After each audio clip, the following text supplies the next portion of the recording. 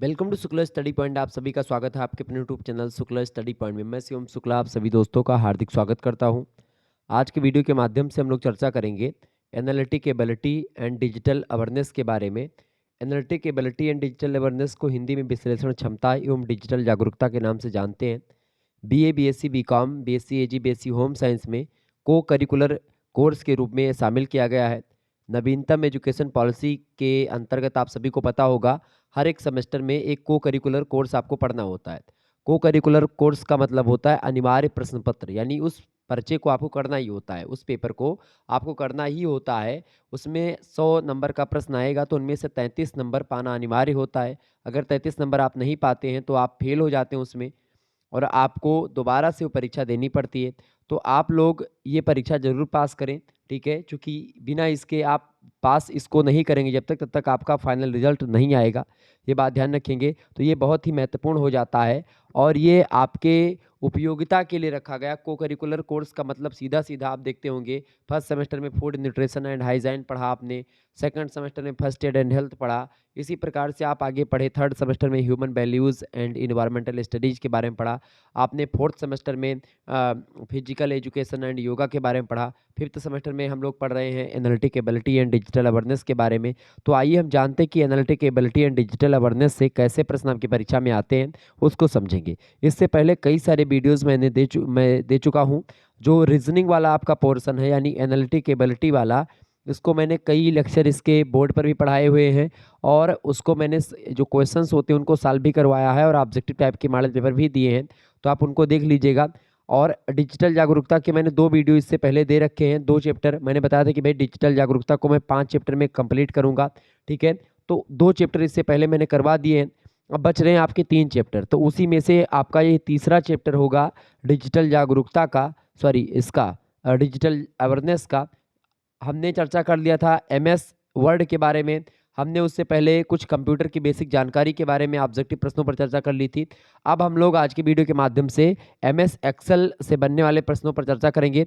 बहुत ही महत्वपूर्ण प्रश्न है, आपकी परीक्षा में यही प्रश्न आने वाले हैं। तो आप इन प्रश्नों को तैयार कर लीजिएगा। ये प्रश्न बहुत ही महत्वपूर्ण है। आइए देखते हैं। पहला प्रश्न आपकी स्क्रीन पर आ चुका है, फटाफट से देखेंगे। पहला प्रश्न है भैया, अच्छा एमएस एक्सेल क्या होता है? माइक्रोसॉफ्ट एक्सेल बोलते हैं एमएस एक्सेल को, ठीक है? स्प्रेड सीट एमएस एक्सेल खास करके ये इसका पूरा नाम होता है। एक्सेल जो है एक प्रकार से जो सॉफ्टवेयर होता है ये एमएस ऑफिस का एक भाग होता है। एक्सेल एक विंडो आधारित स्प्रेड सीट सॉफ्टवेयर होता है और एक्सेल एक ऐसा एप्लीकेशन प्रोग्राम होता है जिसका विकास लेखा संबंधी कार्यों को बिना किसी गलती के अधिक सरलता के साथ कम समय में करने के लिए किया गया होता है, ठीक है? चाहे आप देखते हैं विभिन्न प्रकार की जो व्यावसायिक समस्याएं हैं उनको सुधारने के लिए, उन समस्याओं को हल करने के लिए जिनका संबंध गणनाओं से है, आंकड़ों से है, विश्लेषण से है या ग्राफिक्स से है, आपको कोई विश्लेषण करना है, एनालिटिक करना है, मतलब कि एनालिसिस करना है, तो उसके लिए आप कॉलम और पंक्तियों में बना करके आप अच्छे तरीके से एक्सेल वाली चीज़ों को करते हैं और बड़ा ही सरल तरीके से आप उसका अध्ययन कर लेते हैं, ठीक है? इसमें 2 चीज़ें होती हैं मुख्य रूप से, एक होता है आपका कॉलम, एक होती है पंक्ति, ठीक है? ये बात ध्यान रखेंगे। तो कॉलम और पंक्तियों में बटी होती है ये। प्रत्येक पंक्ति और कॉलम में शीर्षक ऊपर दिए होते हैं और ये शीर्षक जो होते हैं अल्फ़ाबेट और संख्याओं का संयोजन होते हैं। तो इस तरीके से एमएस एक्सेल जो है ये खास करके आप देखते हैं जैसे कि ये सारणीबद्ध करना है ऐसे-ऐसे करके, जैसे ये देखिए। एमएस एक्सेल में क्या होता है जैसे कि जैसे आप देखते हैं बड़े-बड़े कंपनियों में मज़दूरों की सैलरी वगैरह देनी है, कौन से व्यक्ति ने कितना काम किया, उनकी सैलरी कितनी हुई, इसके लिए बड़ा उपयोग किया जाता है। तो एमएस एक्सेल वही होता है। तो यहाँ से कैसे प्रश्न बनेंगे, कौन-कौन से बनेंगे, उसी पर हम लोगों को चर्चा करना है। देखिए, प्रश्न है निम्न में से कौन सा एक स्प्रेडशीट सॉफ्टवेयर नहीं है?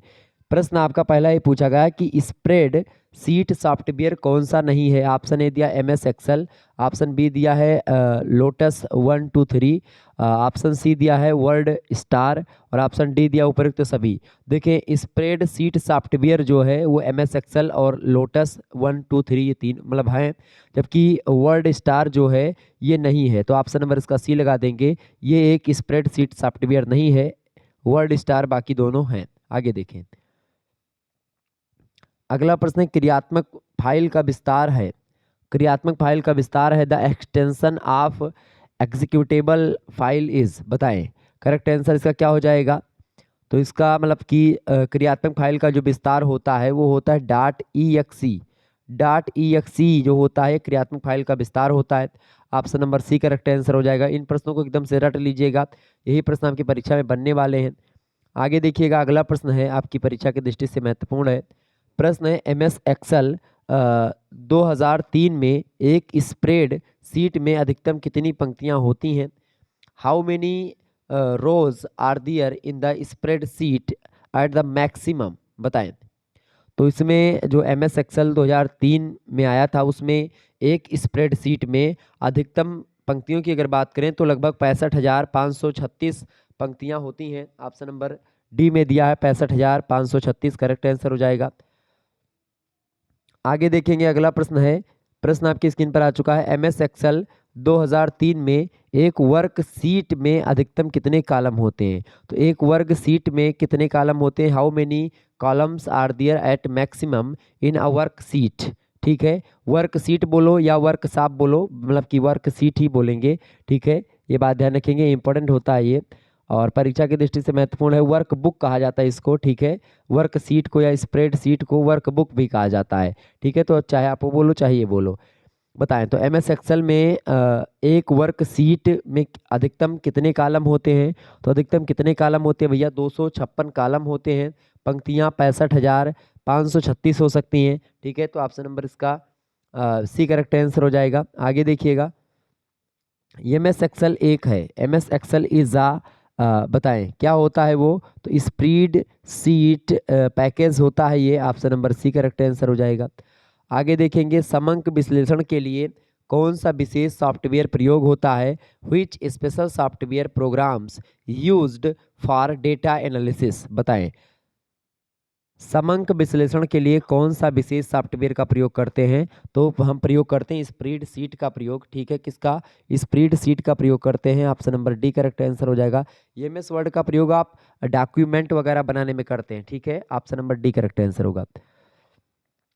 अगला प्रश्न है, स्प्रेड सीट का फाइल एक्सटेंशन है। File extension of spread seat is, बताएं। डॉट डॉक या डॉट XLS या डॉट PPT या फिर डॉट MDB। करेक्ट आंसर इसका हो जाएगा, स्प्रेड सीट का फाइल एक्सटेंशन जो है वो होता है dot XLS। Option number B correct answer हो जाएगा इसका। नेक्स्ट क्वेश्चन आप देखेंगे, अगला प्रश्न है, एक्सेल में यदि ऑटो कैलकुलेट मोड कार्यरत नहीं है और आपको फार्मूला सेल अपडेट करना है तो आप प्रयोग करेंगे किसका। How can you update the values of formula cells if auto auto calculate mode of Excel is disabled, बताएं करेक्ट आंसर इसका क्या हो जाएगा। एक्सेल में यदि ऑटो कैलकुलेट मोड कार्यरत नहीं है और आपको फार्मूला सेल अपडेट करना है तो आप क्या करेंगे, आप F9 का प्रयोग करेंगे। ऑप्शन नंबर इसका सी करेक्ट आंसर होगा। नेक्स्ट क्वेश्चन आप देखेंगे, इलेक्ट्रॉनिक फॉर्मेट में टेक्स्ट या उदाहरण युक्त पृष्ठों को जाना जाता है, यानी a set of text field fled और illustrated pages produced in electric format is known as, बताएं।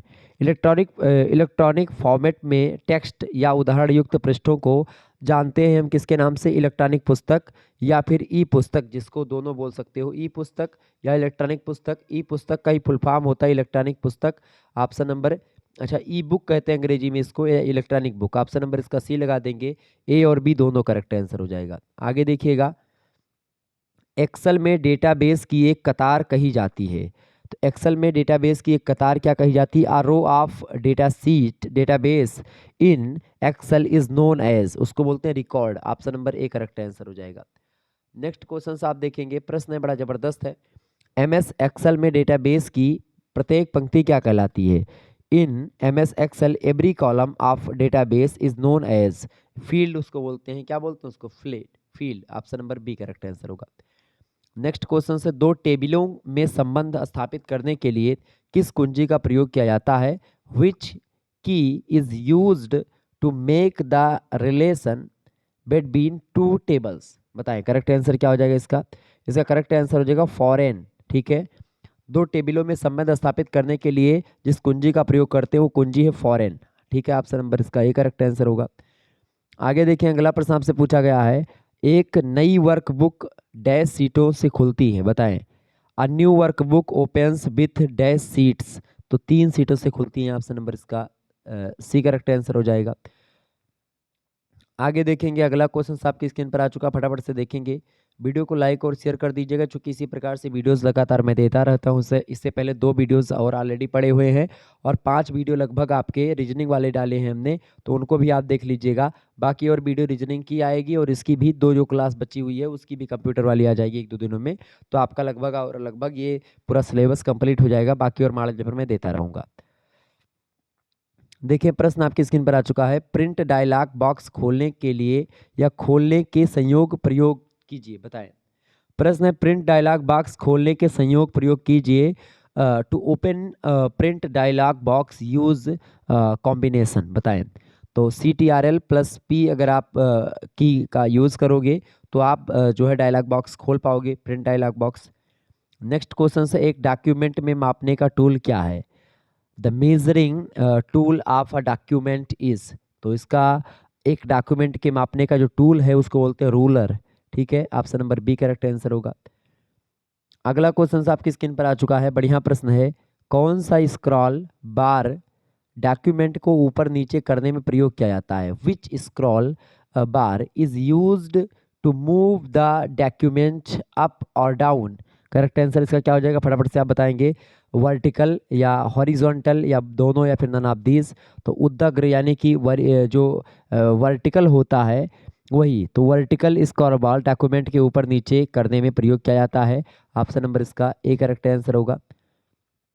आगे देखें, किसी चुने हुए सेल विस्तार में चार्ट का निर्माण करने के लिए कौन सी शॉर्टकट की प्रयोग किया जाता है, बताएं। Which is the keyboard shortcut for creating a chart from the selected cell range, बताएं। F2, F3, F2, F4, F8 या फिर F11? तो F11 is right answer, option number D correct answer होगा।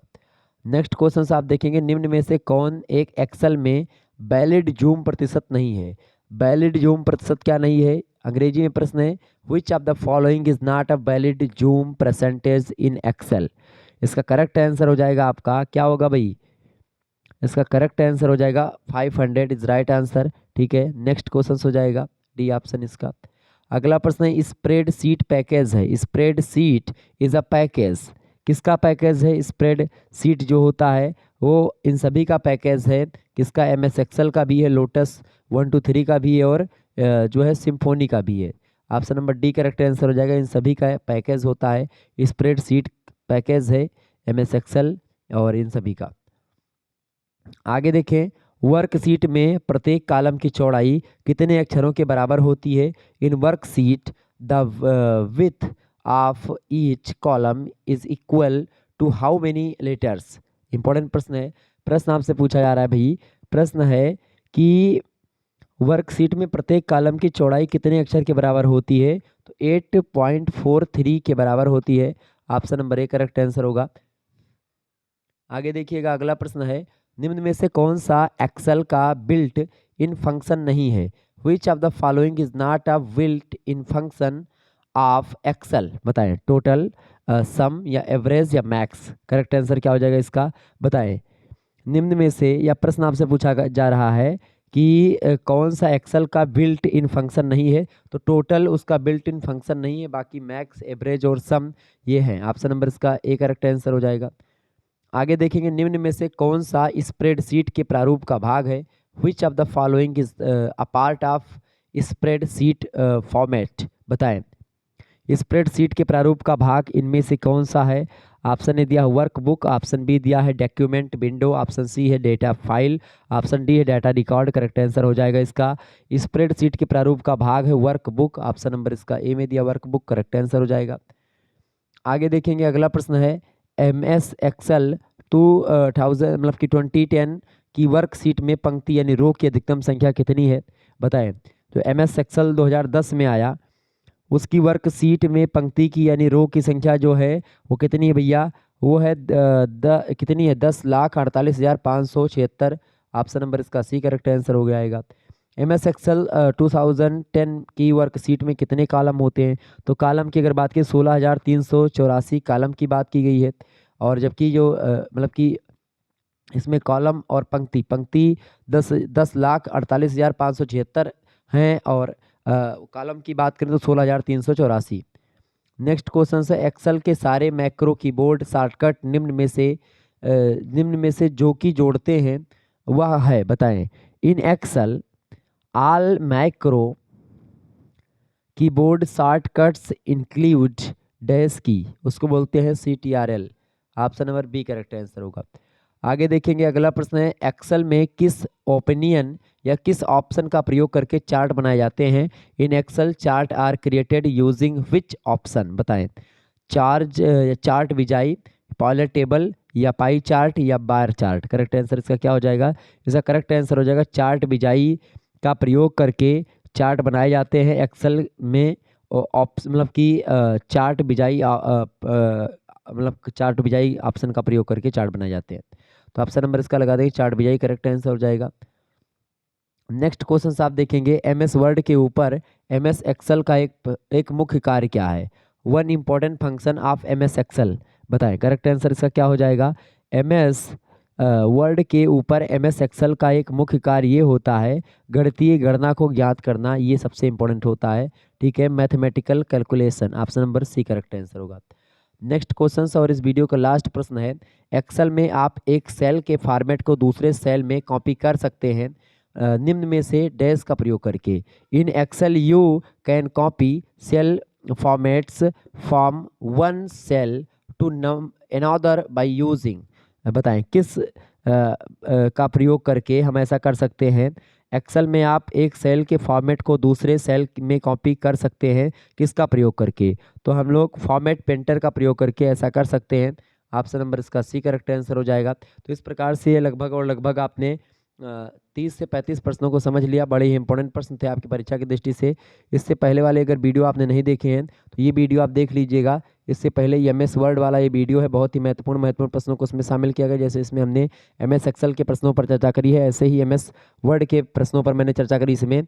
और अगला जो वीडियो है आपका उससे पहले वाला, उसमें हमने 40 इंपॉर्टेंट प्रश्नों को चर्चा करा था, ठीक है, जो कि कंप्यूटर से रिलेटेड है और बहुत ही बेसिक क्वेश्चंस हैं, तो आप उसको भी देख लीजिएगा।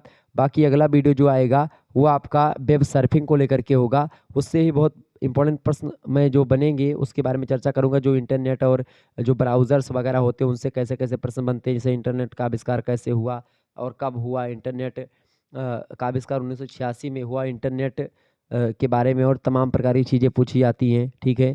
जैसे TCP का पूर्ण रूप क्या है, ISDN का पूर्ण रूप क्या है, सर्च इंजन में क्या होता है, ठीक है, ये तमाम प्रकार के प्रश्न। HTML का फुल फॉर्म क्या होता है, ठीक है, www का फुल फॉर्म क्या होता है, ठीक है, URL क्या होता है, तमाम प्रकार के प्रश्न आपके से बनेंगे परीक्षा में। तो इन सभी को हम लोग नेक्स्ट वीडियो में चर्चा करेंगे। चलिए फिर मिलते हैं हम नेक्स्ट वीडियो में, तब तक के लिए जय हिंद जय भारत। आप सभी का बहुत बहुत धन्यवाद। हमारे से जुड़ने के लिए इसी प्रकार से अपना प्यार हमेशा बनाए रखेंगे। बहुत बहुत धन्यवाद भाई, बहुत बहुत धन्यवाद। चलिए फिर मिलते हैं। वीडियो को लाइक और चैनल को सब्सक्राइब कर दीजिएगा, शेयर कर दीजिएगा सभी दोस्तों के पास अपने इस वीडियो को। इसी प्रकार से और वीडियोस आपको मिलती रहेंगी। धन्यवाद।